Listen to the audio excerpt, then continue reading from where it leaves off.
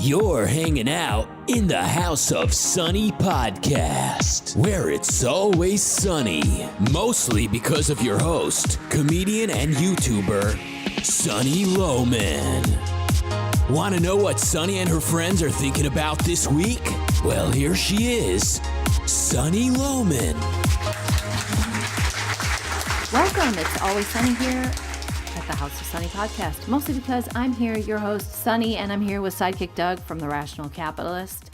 We're going to have a lengthy conversation coming up about feminism and my personal experience with it growing up as a girl, and Doug's personal experience with it as a boy, and get into some of the latest news. But first, jokes. Our Patreon Elite Squad has suggested that all new members, as part of our hazing ritual, must call in a joke. Did you see that, Doug? Yes. I approve of that. I think that would be good.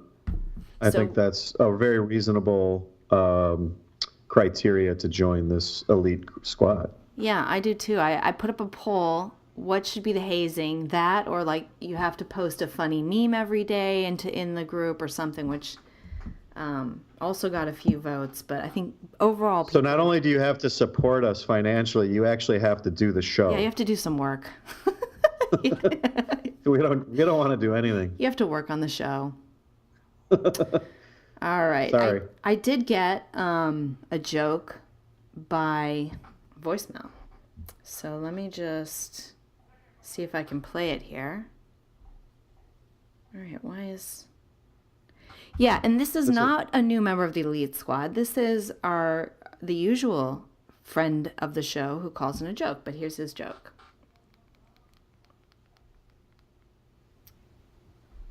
Hey, Sonny, a joke for you. A friend of mine was having some problems in his marriage, and he was trying to figure out what to do about it.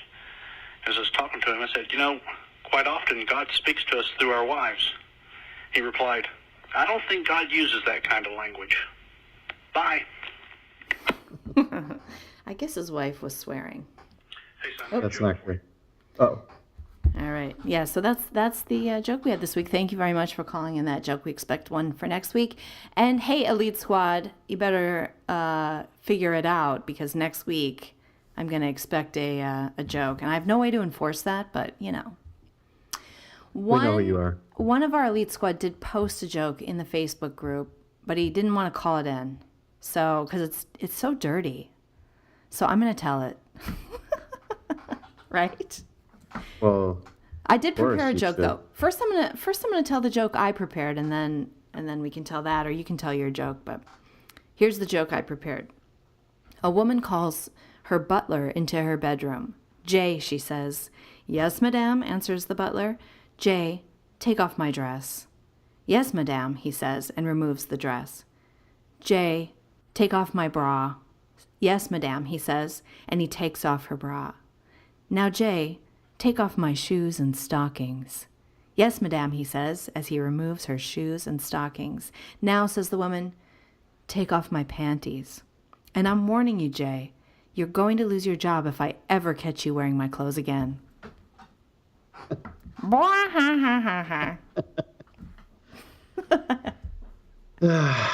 Yeah, that was pretty good. That's pretty good. It was titillating. Was it? You were like, what's going to happen? Yeah, it was like then it went in the worst direction possible. That's right. Wow. It's kind of how this one goes. Here we go. George Bush dies and goes to hell. Satan is waiting for him. Well, I don't know what to do. See, you're on my list, but I have no free rooms for you. But you definitely need to stay here, so I'll have to find a solution. There are a few people here who aren't as bad as you are, so if I let one of them stay, I can let you take their place, and I'll let you choose whose place you want to take. Okay, that sounds okay, I guess, says Bush. Satan leads him to the first room and opens the door. In this room, there's a huge swimming pool, and in it, Reagan is drowning. He goes up, then down, then up, and he's gasping for air all the while. Oh no, says Bush, that's not for me. I'm a bad swimmer. Satan opens the second door. The room is full of rocks, and they see Nixon trying to break up the rocks with a wooden hammer. Nah, I have problems with my shoulders and my back. That'd be such a painful thing to do all day, says Bush. So Satan opens the third door. In the room, they see Clinton lying on the floor. He's all tied up, Monica Lewinsky is lying on top of him, giving him a blowjob. Bush stares at the scene with a wide smile and says, "Ah, that I could endure." "All right," says Satan. "Monica, you're free to go."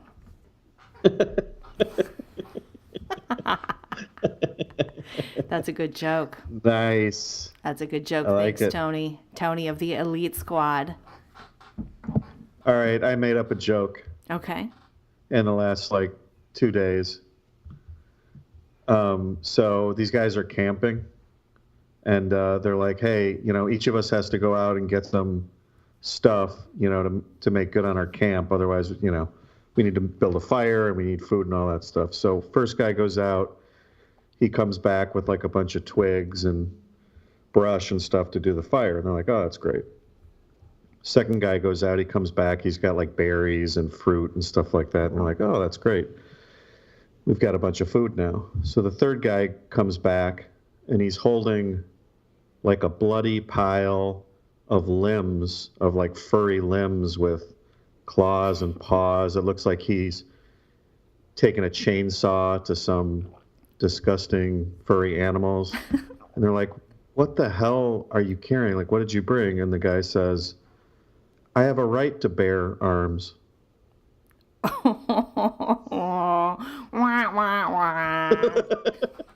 Thank you.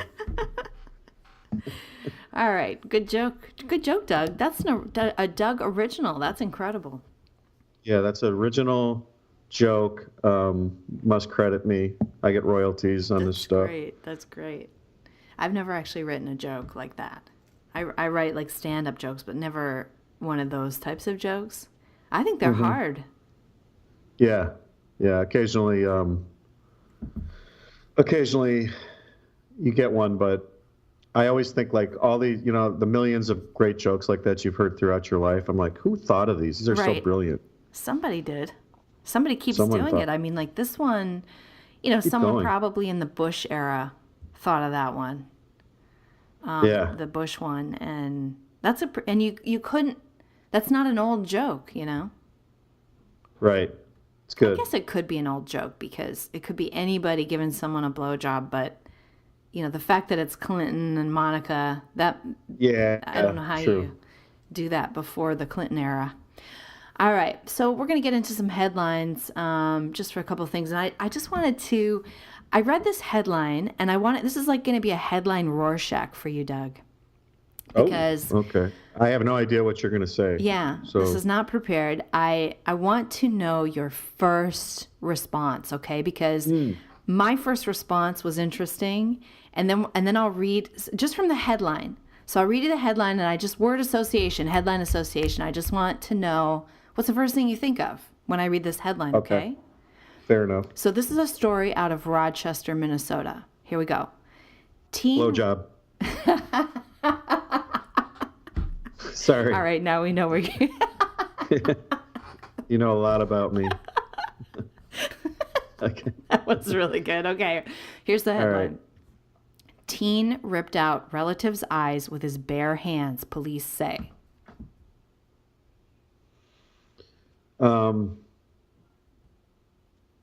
Immigration. Ah! Because... But I cheated because I knew it was an immigrant. You knew that story. So you can't, this is a biased sample. Well, but when you first saw that headline, what did you think? Okay, well, if I didn't know it was an immigrant and I just heard that headline, I'd be I was thinking modern America. Oh, This really? is, that's the Maybe first it's thing I 'cause I'm thought is from I'm not Minnesota. shocked by that. I saw this headline and my first thought was immigrant, refugee, Somali. But then I'm like, how, maybe it's a white guy because I don't think there are a lot of Somalis in Rochester. So I thought that was I was torn, My first thought was it must be a Somali because it's so savage. It's just not Western culture. And I thought that was an interesting response on my part. Yeah, totally. I would not have thought of that, I don't think. I think I would have thought meth or some kind of white trash situation for someone an American whacked is out. capable of that crazy shit. Tearing out. I do. It's interesting that they called this guy a teen because it turns out he's an 18-year-old guy, right? That's not a teen. That's an adult. Anyway, I'm going to read the paragraph now of the story. A 74-year-old man's eyes were gouged out during a Friday assault. So now as I'm reading this, I'm thinking, oh, it's a white guy. A 75-year-old man. I mean, that doesn't sound like a refugee from Rochester, Minnesota. According to local media reports, the victim was missing both eyes and multiple teeth when he was found by police. Mahad Aziz, an 18-year-old relative of the victim, was charged in connection with the assault. Aziz used only his hands in the assault, the victim told police. The victim's eyes have not been found. God. Yeah. That is, by the way, not ironically, there's an article the other day that Minnesota was found to be the happiest state in the country. Sounds happy. Yeah, they're just living it up. Sounds real happy. Jeez. Rochester. There must be some really happy people to off. What? That's true. I'd say the happy people must be super happy to negate that part of the average. You're right. Yeah. Holy shit. Well, I grew up there. I had a pretty happy childhood. Yeah, that just seems like way too savage to me to not be a third world incident, Yeah, right. So anyway, it turns out I was right. I'm sorry I'm right, but I'm right. You're in tune. I hate to be, no, I don't hate to be. I'm not a multiculturalist. I definitely think Western culture is the best. And I've seen a lot of chatter online that if you are pro-Western culture, you're a racist.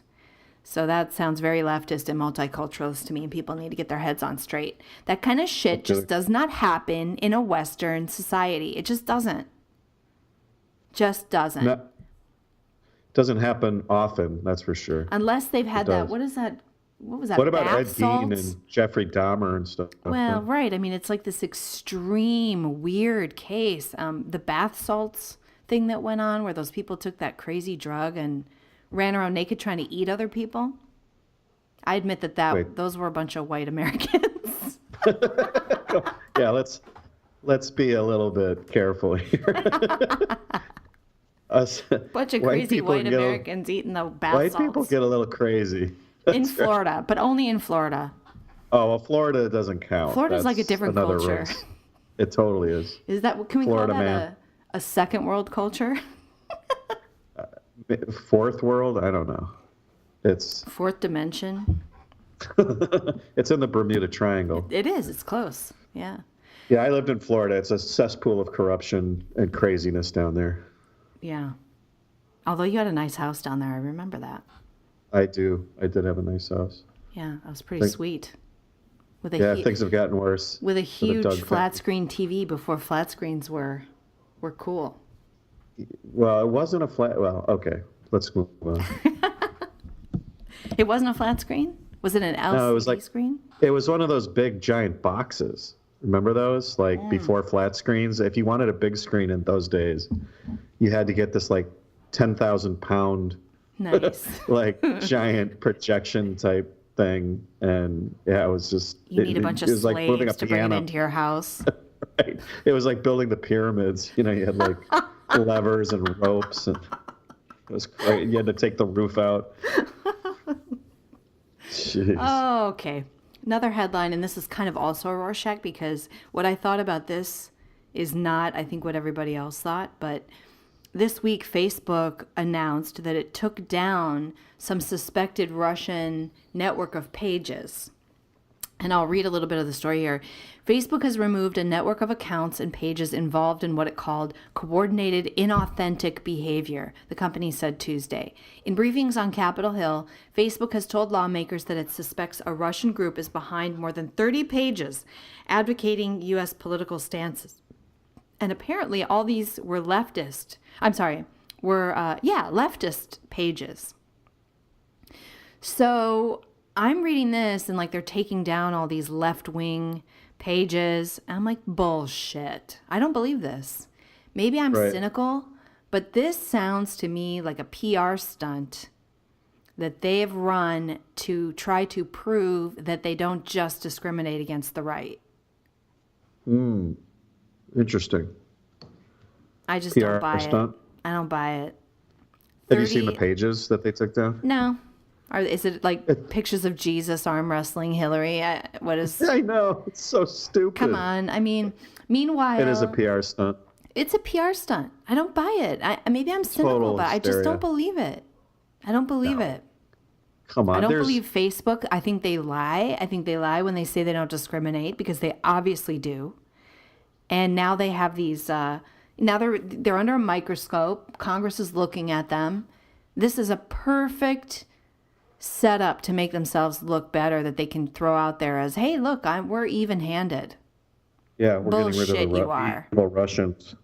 Meanwhile, all my righty friends are constantly getting suspended on their pages and their profiles, and none of my lefty friends are.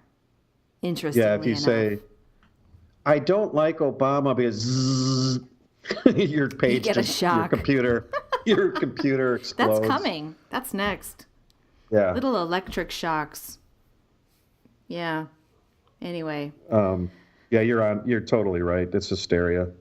Yeah, I think it's fake. On my page, it's really interesting what's been happening lately, and for the last year or more, I bleed likes every day. So they slowly chip away at my following. And the only thing that really offsets it is when I get kind of a big burst of likes, which I sometimes get from posting a meme or something particularly funny.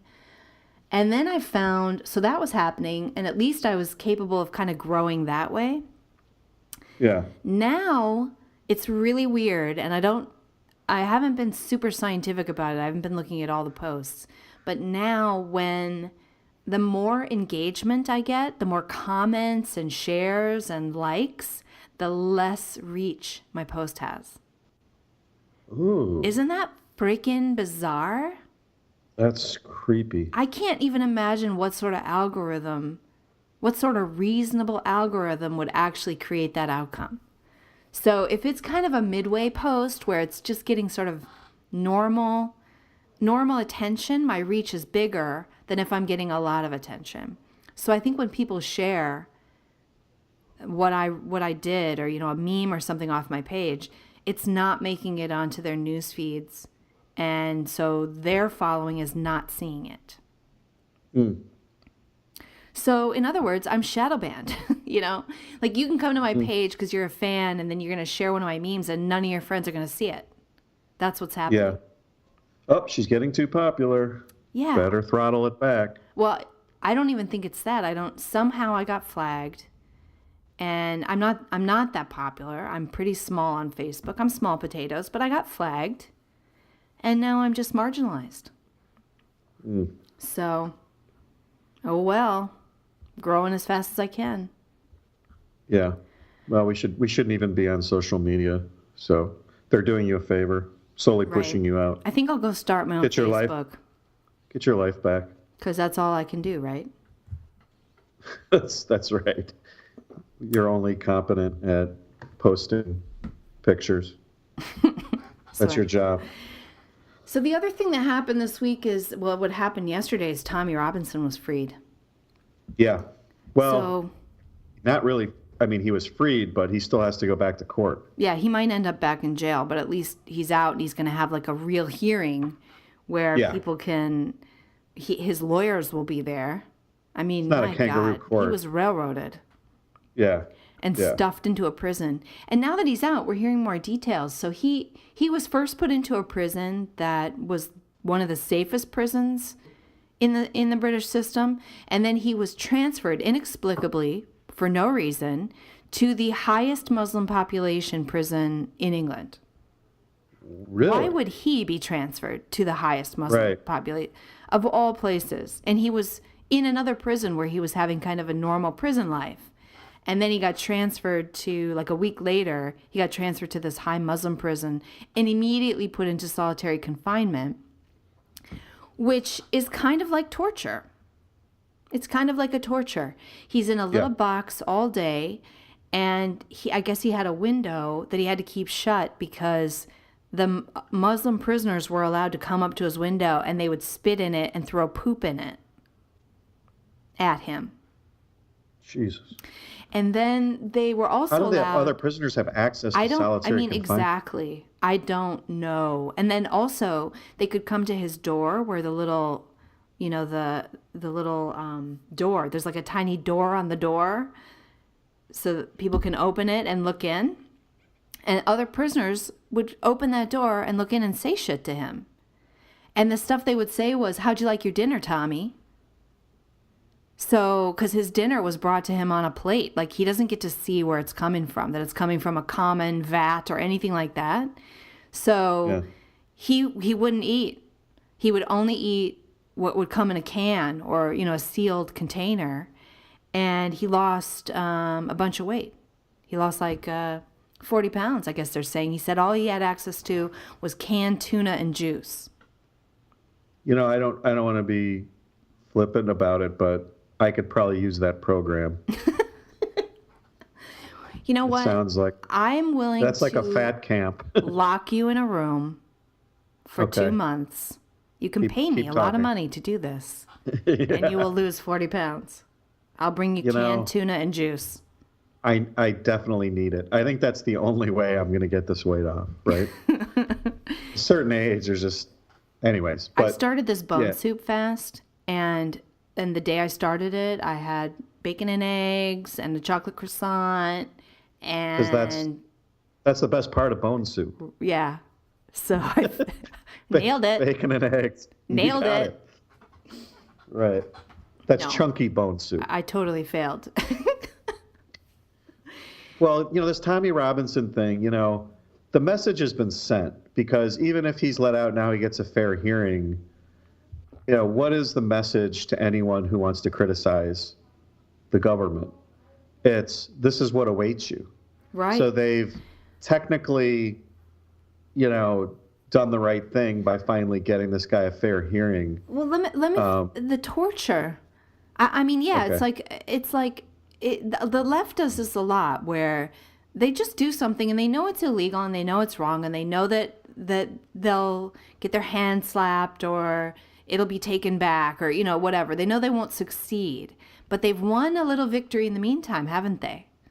Yeah. And this is a victory for them in a way. So in addition to that, so he couldn't eat the food. He asked them for more money so he could buy more tins of food so he could eat more, and they wouldn't give it to him. And they also would come to the door and threaten his family.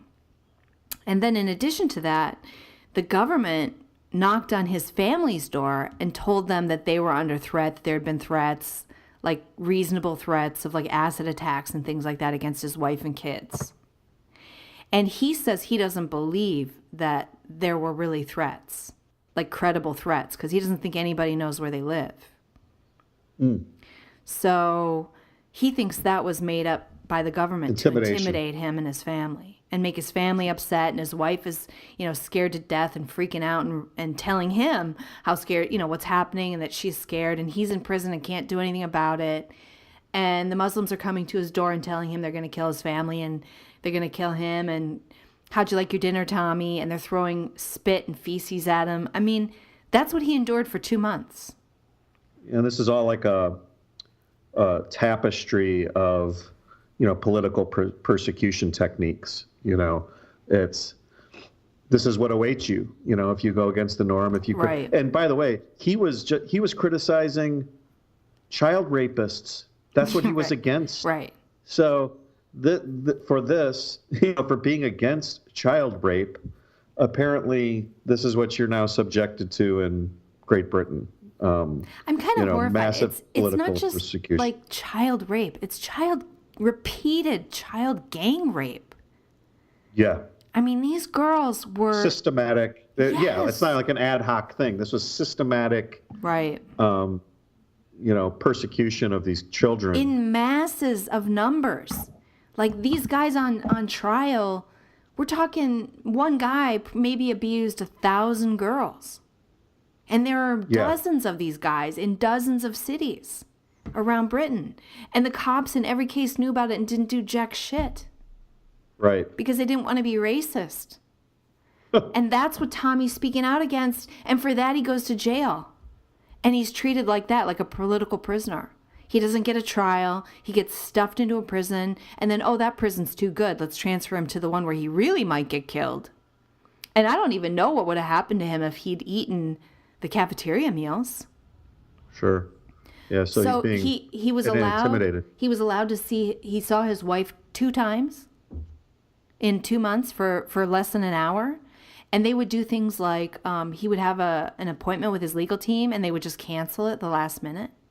Wouldn't let him see his lawyer, and then when he did get to see his lawyer, they would slow walk him to the meeting, so that he didn't have enough time with the lawyer to get a real defense prepared, and they had to end up extending his hearing because they weren't able to prepare for it in time because they didn't have access to their client. I mean, this shit is like third world banana republic crap. I just can't even believe it's Britain.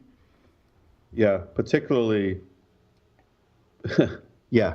In any case, this is an outrage, much less the circumstance of the fact that this guy is speaking out against systematic Muslim rape gangs. Oh my God. It's unbelievable. I wonder if there's I think there's a lot more to, maybe there's people that, because it sounds to me like the police looked the other way and maybe it wasn't just because they feared racism. Do you think that there were high ups that are in jeopardy as a result of this? Yeah, maybe. Yeah. Although it doesn't really matter because it's not like Tommy Robinson is the one who's exposing it. I mean, he was just there covering a trial, for God's sakes. Yeah, it's a very not even a minor trial. The guys were convicted. He was covering the sentencing. They were already convicted. Right. I mean, it wasn't even like... It wasn't like he was the whistleblower. Right, and he wasn't even like disrupting a trial, like disrupting a jury or something. I mean, the jury was done. They'd convicted the guy. Or the group of guys. And so it was just a sentencing hearing. He's across the street from the courthouse. They're saying now that, it doesn't look like he really violated any laws or... Anyway, so sounds like he has a good legal team now. He's going to get a fair trial, hopefully. But this was abuse. And I would say that what needs to happen is the judge that did this to him needs to be thrown out. And someone needs to find out who transferred him. Because I think that was, whoever that person is, if you're going to reverse what this did, the chilling effect that this incident had, you have to now chill the other side. You have to make judges think, hey, if you do something like this, you're going to lose your job. If you sign an order to transfer somebody like this to a prison, putting his life in jeopardy and putting him in a situation where he can be tortured, basically, as a political prisoner, you're going to lose your job. People need to lose their jobs now from this incident in order for this not to have the chilling effect that it will have. And to see Tommy on video now, he posted a couple videos yesterday, and Ezra Levant from The Rebel, who fundraised and got him his legal team and really helped get him out of prison. They did an exclusive interview with him yesterday. Honestly, the guy looks spooked. He's like jittery. He's anxious. He's like, I don't know why I'm anxious. He's talking about it. He's like, I'm happy, but I'm also just feeling kind of sad and anxious, and I don't know why. And Ezra says to him, you've been abused. You've been psychologically abused. He's got like a PTSD going on. Exactly. I was just going to say that. It's post-traumatic stress. I mean, imagine being subjected to that. No one can. It's being subject to torture, imprisonment. Yeah. Where are you, just out of curiosity, if we want to follow this, did the circumstances that you're just discussing come out in these interviews with Tommy, or Yes. are there any press covering this? I would go over, no, of course not. Not yet anyway. I would go over to The Rebel. Ezra Levant posted a video talking about some of the treatment that Tommy endured, and then he did an exclusive interview with him. You can also see this on the Tommy Robinson Facebook page. There's an exclusive interview that The Rebel did with Tommy where he talked about not eating and them spitting and throwing poop on him and the food issue and not seeing his family. And they would only give him he could only make phone calls between like 12 and 1, and his kids were in school during that time. So he didn't talk to his kids for 2 months. He has 3 children, 3 little kids. Gosh.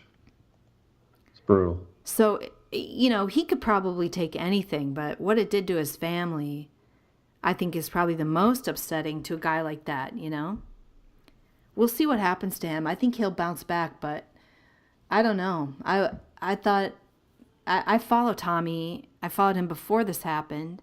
I think he's really heroic. All the crap that he's put up with, and he's not a racist, and he's not a white supremacist like he's smeared as. And all you need to do, if you are out there listening to this, and some people on the right have bought into this propaganda that he's a white supremacist, just spend 10 minutes looking into him on YouTube.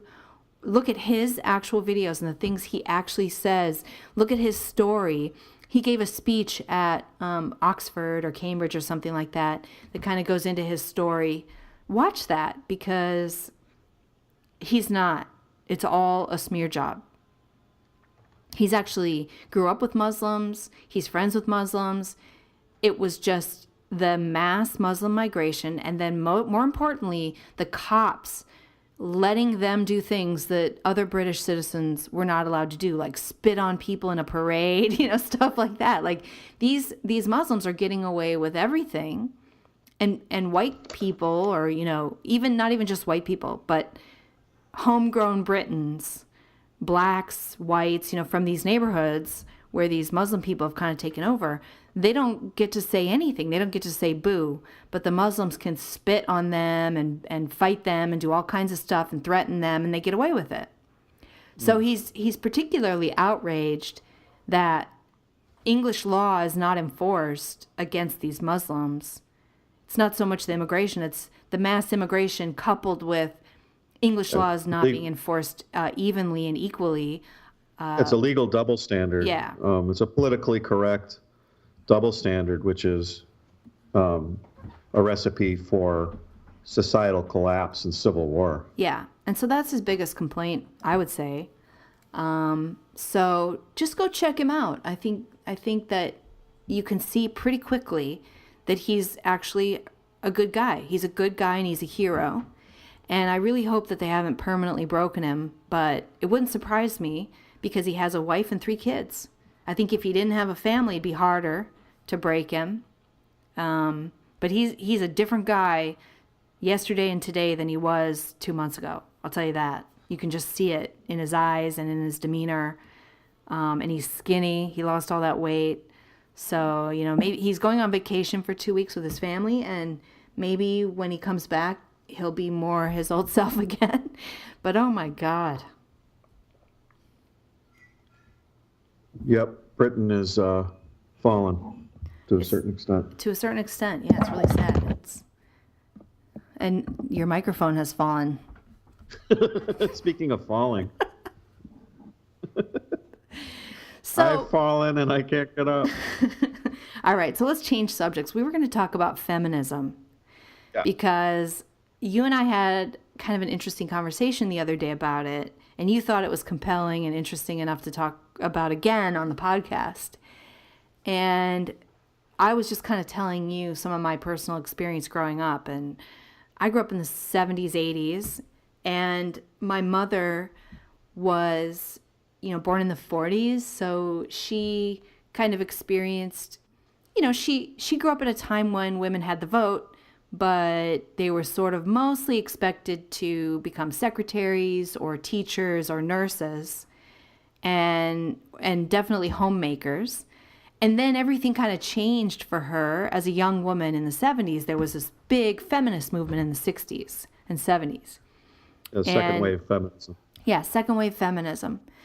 And so she was really impacted by that philosophy. And I think I also grew up in sort of a hippie neighborhood. It was a bad neighborhood.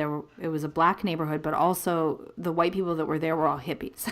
So it's kind of this weird mix.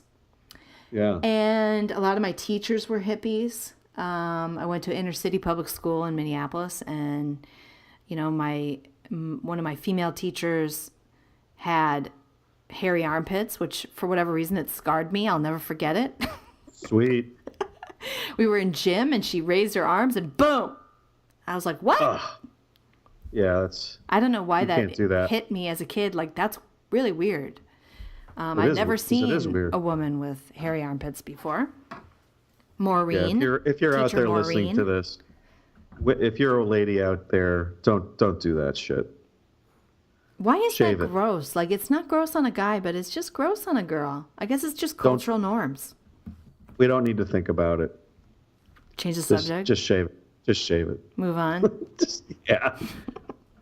Agreed. So, anyway, I was raised kind of like where they were trying to raise kids.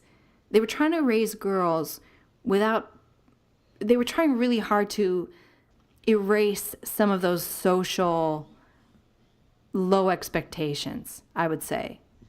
And they thought the way to do that is, don't give girls dolls and they won't just want to be moms. Don't, tell boys and girls they can be anything they want to be. They're equal. And it wasn't, like, some of that's not so bad because I grew up at a time when I felt like there wasn't a single job not open to me except maybe, professional football, which I don't care. But that's like the good part, the feeling of fully being able, as a girl growing up in today's world, I didn't think there wasn't something I didn't feel restricted by being a woman. I never felt, oh, I'm a girl, so I can't manifest my dreams. I didn't think, well, what am I going to be? Nurse, teacher, secretary until I get married and have kids. That wasn't even that didn't enter my mind at all. Well, was that partially because of how you were being brought up, or do you think that was somewhat universal at that time? I think that was universal at that time in our culture. I mean, the women of my generation often became professionals, worked, waited a long time to have children like I did. It's pretty common, wouldn't you say? Yeah, and so, by the way, what I think originally when you started talking about this, it was I had asked you, I had said, it occurs to me that, historically we seem to have like a false alternative where historically, women were treated as second-class citizens. Then we went through this first wave feminism where women got the vote and they were able to work and, just kind of like going from being basically like chattel to being people. So totally reasonable, but at the same time, historically, there's a difference between the sexes. There are various cultural and societal norms that have built up around those differences, right? Those differences between men and women. Some of them we would agree are artificial or, should be swept away by, probably first wave feminism, the reasonability of that. But there are other actual norms, chivalry, for example, the way women are protected from men in certain circumstances, the way... Yeah, all this Me Too stuff, I don't think that would have happened 100 years ago. If you sexually harassed or assaulted a woman 100 years ago, it would be like honor bound that her brother and her dad fucking showed up at your house with a shotgun. I mean, you didn't mess with women, not from a certain status, you didn't, for sure. And you remember the scene, I don't know if you saw like Godfather 2 when Michael goes to Sicily and he's trying to get the daughter of this father, to so that he can even date or even spend time with this girl. Right. The process he needed to go through just to ask the father for permission to ask the girl out, or to spend any time with her. I mean, there was a whole protocol for having to deal with. Your parents had to approve the guy and make sure that he was going to be a provider and, that kind of thing, which I think young women do a really bad job of assessing.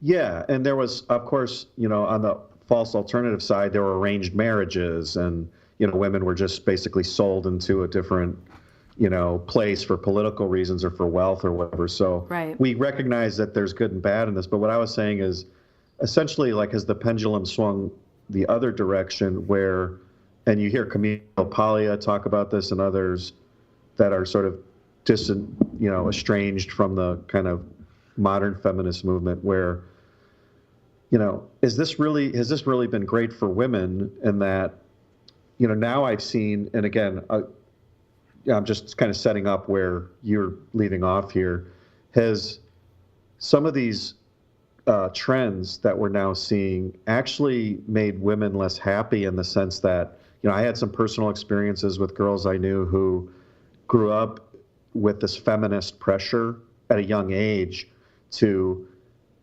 not only is it, you should look past being a homemaker or a mother or something like that, but those things are positively bad. They're evil. They're patriarchal. You need to, like, you're stupid if that's your goal. Like, I had this. Yes. I looked down, and I'm sorry to say this, if you're listening, girls that I grew up with, I looked down my nose at any girl who, I had a couple friends who would read like Bride magazine, and they had these fantasies of getting married and having the wedding thing and having children, and I just thought how can you want that? Like, that's not going to make you happy. That's not self-actualization. That's requiring other people to be happy.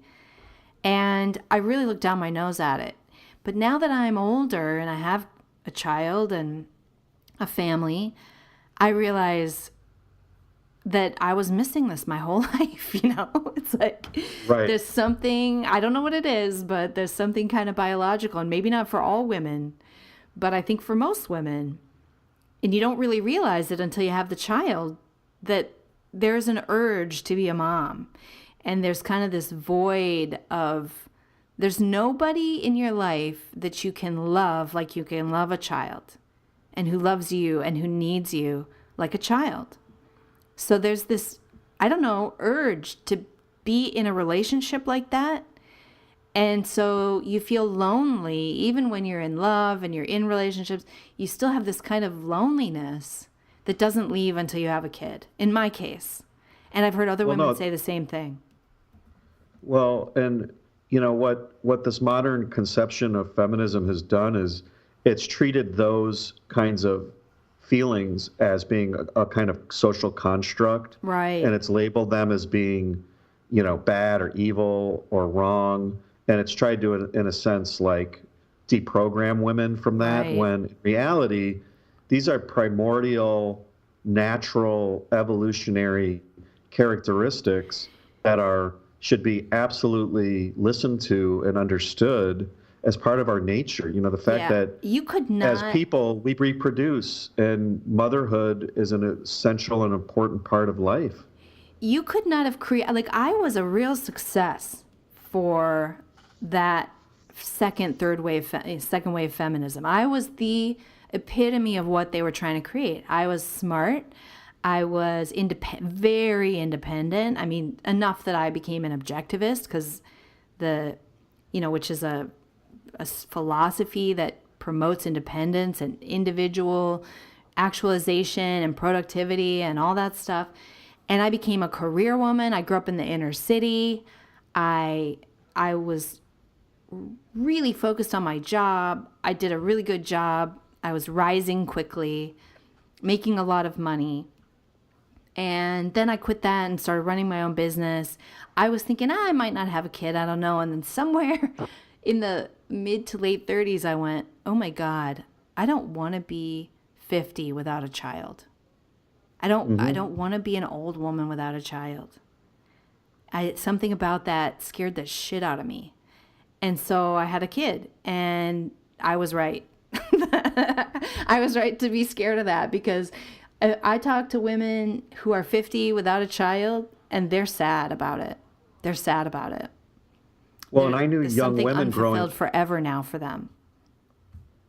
And a lot of women, it probably strikes them at a younger age. Maybe you can speak to this a little bit, but say you're a girl in her teens or 20s or something, and you're getting this kind of feminist pressure to disavow this, the homemaker mother kind of thing. And I knew a girl who I think was very nurturing, very motherly, and I think she was getting pressure to be sort of this, like, empowered career woman. She was getting pressure to be like me.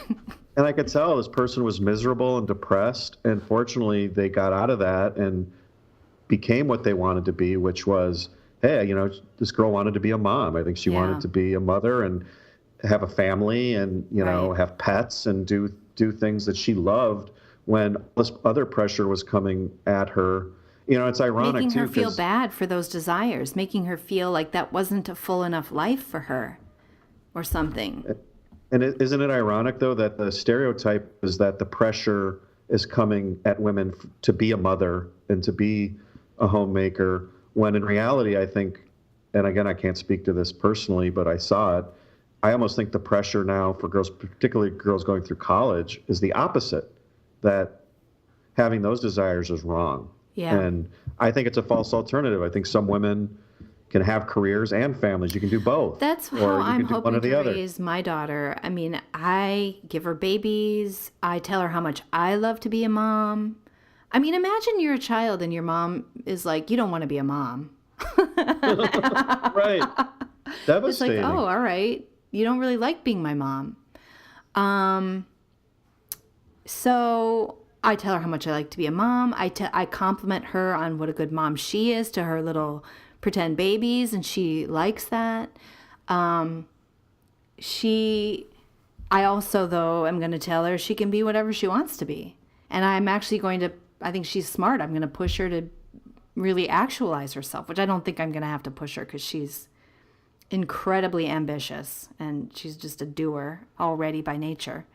So I think she'll be both. And I think I want both. I don't want to just be defined by motherhood. And I'm not even sure that's the healthiest thing. It depends on who you are. I don't want to live just for my daughter so that I smother her. And then when she leaves for college, I'm like depressed for the rest of my life. I want to have other things going on. And, I think historically women have volunteered for, housewives or whatever. They had more community. They would get involved with their community and they had that going on. Now you can have a career and that's great. And I want to be fulfilled by my career and I want to be a mom. I love being a mom. It is so fun. It is the best. I feel completed in a way that I don't need anything after being a mom. Everything now is just icing. And I didn't know that was missing until I had a child. So I really think there is something for women, biological. There's a nurturing. I am not a nurturing. No one would describe me that way. Really? Shocked. But I'm somewhat shocked by that. I have that urge, and I guess, I had that urge, and yeah. So I don't want to swing to the other side and say, women just need to get pregnant, find a husband, get pregnant. But one of the things that they used to tell me growing up was, people look down their noses and say, they would call you a gold digger if you were like looking for a man with money. And that used to just be smart. And I think right. I think women, because when you have babies, you do need a man there who can provide. And if you want to take a year or two off or 5 years off or whatever, and manage your household, which is a lot of work, you need a guy out there earning money to do that. And when I was younger, I wasn't picking guys based on that criteria, and I was kind of proud that I don't care. I don't need them to make money. I can make the money.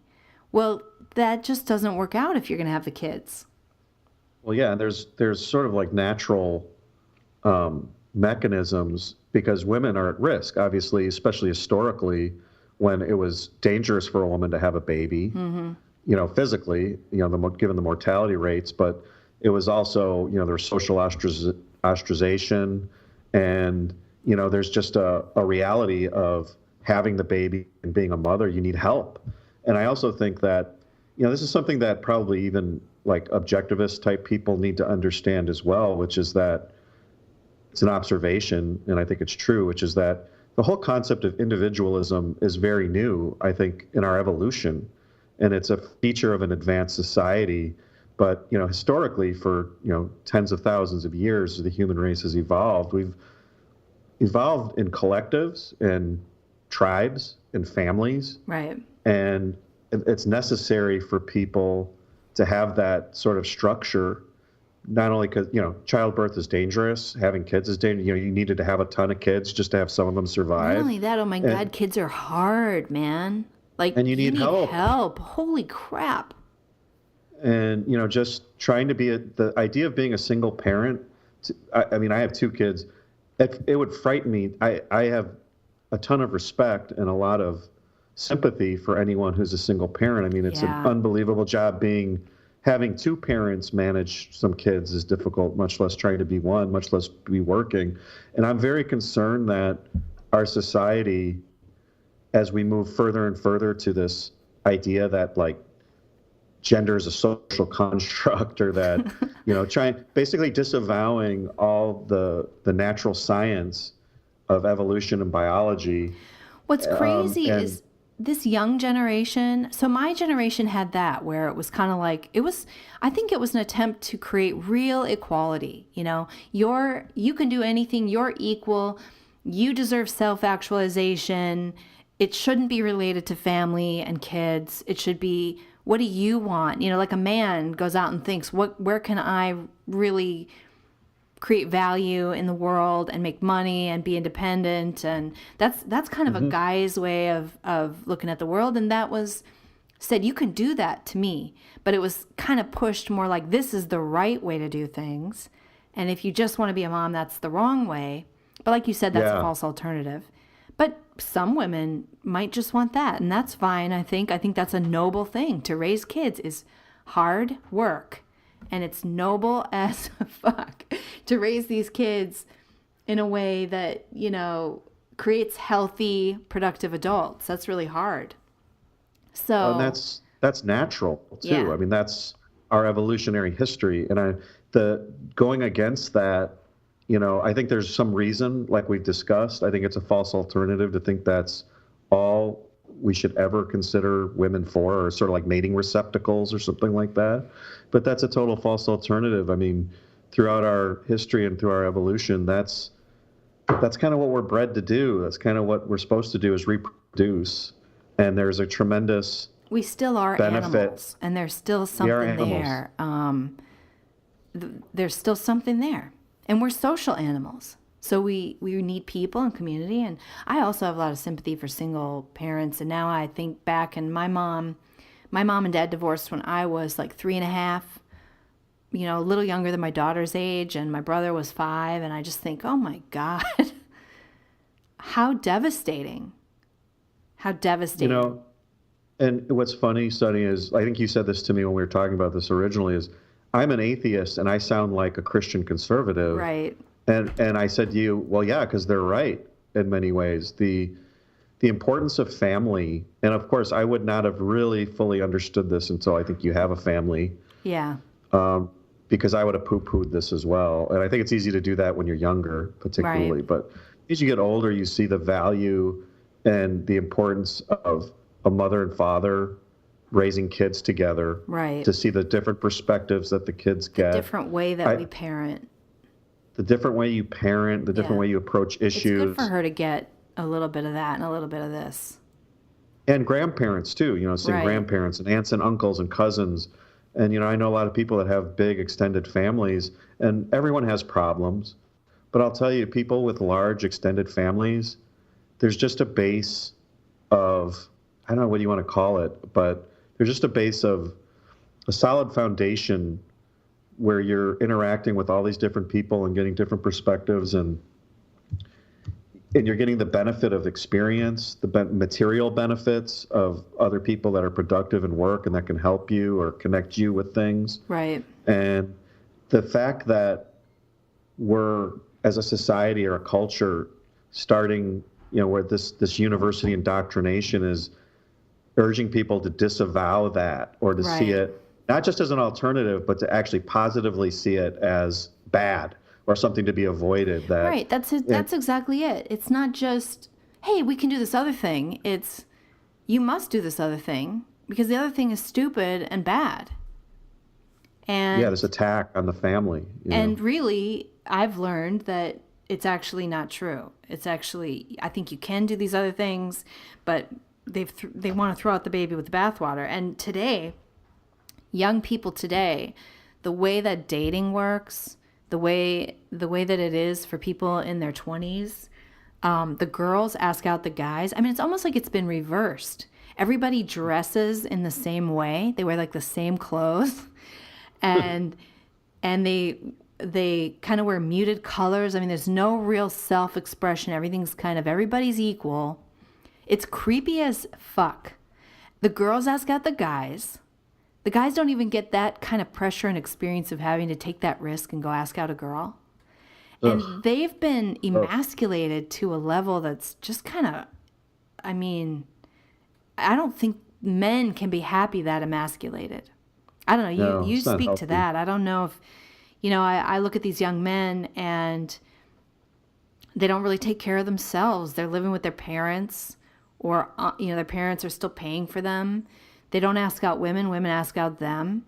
They're not supposed to take women seriously. They're just supposed to screw them. Right.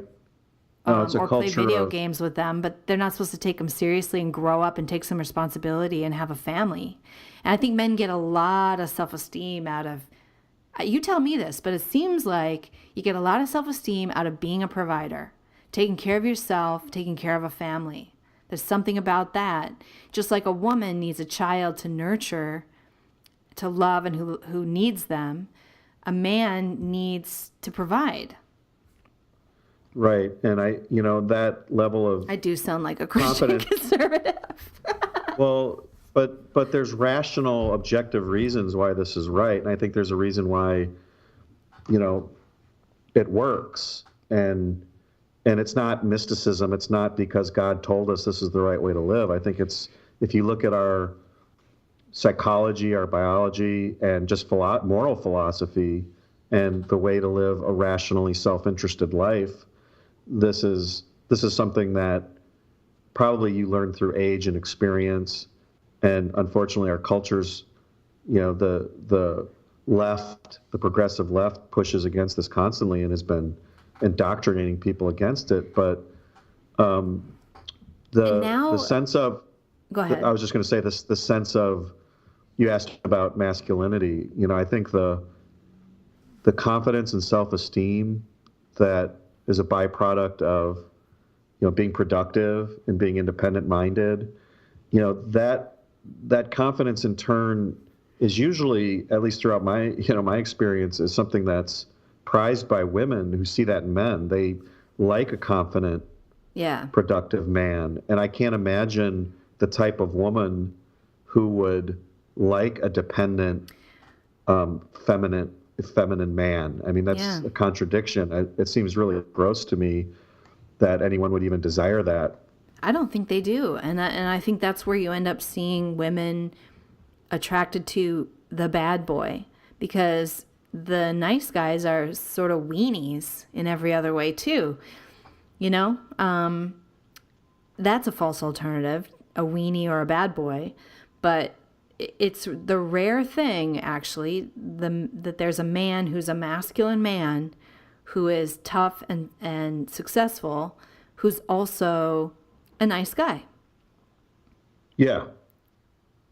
And that's usually the norm. I mean, that's more normal than the opposite, because when I think most people that are confident and truly confident in themselves and their own ability, they are nice guys. I mean, because they're, I think it's the person who lacks self-esteem or who is insecure at some level. They're the ones who want to lash out, who are defensive, who are constantly fragile, or who are afraid. Looking for self-esteem in sex with multiple partners, and not, they're bad boys because they won't commit, usually. But girls these days, it's like a point of pride to try to act like a guy in sex situations. Oh, I don't care. It doesn't bother me. I'm not emotionally attached. I'm just going to have sex with you and get up and leave and act like a guy. And it's like, that's, first of all, a good guy doesn't act like that. A normal, psychologically healthy man does not act like that. And second of all, a woman for sure is faking that, because when women have sex with a guy, they become attached, whether it's a good guy or a bad guy. It doesn't matter. There's an attachment there, I think, unless they're psychopaths. So it's different for women and men. But these days, it's like they're really creating this environment where the women are supposed to be the aggressors and the masculine types. And it's just, it's definitely feels like socialism. It feels like they're really trying to create a society of equal people. In other words, there are no differences between men and women. And in order to do that, you have to crush a person's nature. I mean, it's the nature. Men and women are different just because they are. We have to crush that. And then, of course, everybody's miserable. It's sort of this like Soviet. It does. It's like a Soviet model of this androgynous organism that exists for, as a cog in the wheel of the state. Your role, is to perpetuate the good of the collective or something, and you're just this, anonymous, gray, organism that has no individuality and whose nature has been crushed. And, I was going to tell, there's this article called Toxic Femininity. I think I probably sent this to you a few weeks ago or something, but there was a story in it about this class had gone down to like somewhere in South America, and they were in like a jungle, and one of the girls in the class was known for dressing really provocatively, which is, of course, only modern, right? The way girls can dress today would have been completely taboo and a no-no years ago. Yeah. So this girl's dressing provocatively in this sort of like jungle situation, and there's these local guys down there that were local to the area that were leering and ogling this girl and probably saying things. And the girl comes to the teacher, the woman, and says, "Hey, I feel really uncomfortable with these guys. What should I do?" And she said, "Well, put some clothes on." And this girl's reaction was, she was, gassed at being told this and offended, because she literally wanted the teacher to go and tell the guys, these local guys, they were wrong. She wanted the teacher to go change them. And to me, that like just is the perfect concrete to illustrate what's happening today, which is we are trying to change nature or change people's nature rather than accept, what we are fundamentally and like metaphysically as males and females. And instead, these feminists are creating this sort of arbitrary ethic, or it's not even an ethic, this arbitrary set of criteria by which women are to view themselves. And they think, ironically, that they're empowering women. And I think in a lot of ways they're constricting women, and they're trying to put them in this, like what we said, like this feminist, progressive, Soviet creature, this box that you're supposed to be. And I think it's having massive effects on our culture and our society. Yeah, and newsflash, feminists, the reason why Western culture is so great is a woman can walk down the street half naked and not be assaulted. I don't want to go too far with that, because like you hear about the reports in Germany where the women were sexually assaulted in, massive numbers on New Year's Eve, and then they were told, well, just cover up.